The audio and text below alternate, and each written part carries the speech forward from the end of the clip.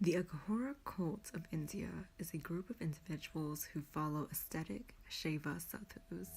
These individuals live with the belief of living a life that is absent of materialistic and sensual pleasures. Their priority is to reach spiritual goals rather than earthly pursuits.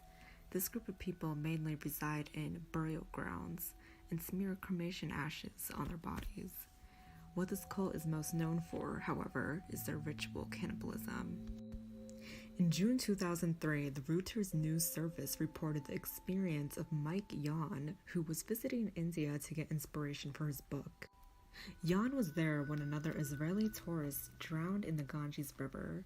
Once the Israeli rescue team went to search for his remains, they found another body instead, that of a Caucasian individual.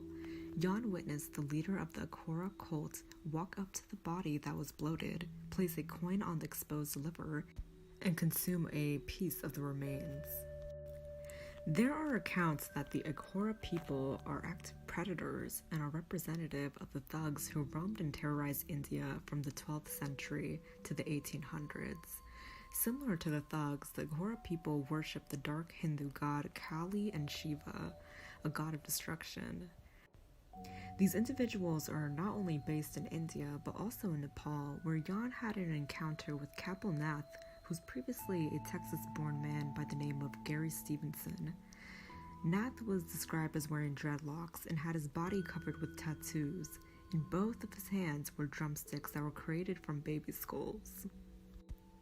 He had boasted that he was a serial killer back in the States during the 70s and 90s, and even described his cannibalistic tendencies, proclaiming that his favorite parts to eat are the brain and heart, and that the human flesh has a taste similar to pork.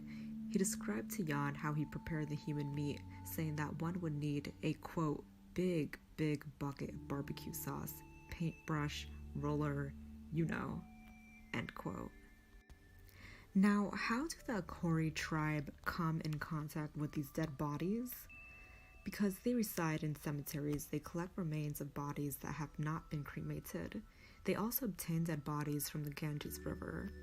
They use these remains to wear in the form of accessories and items for spiritual enlightenment and also to consume.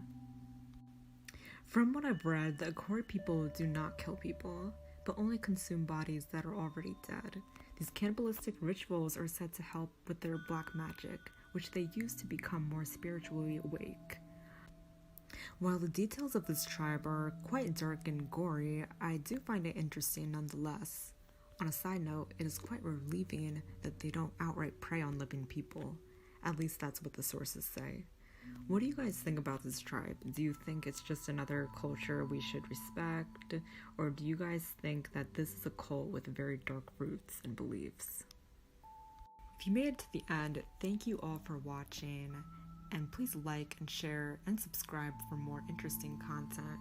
I appreciate all my viewers.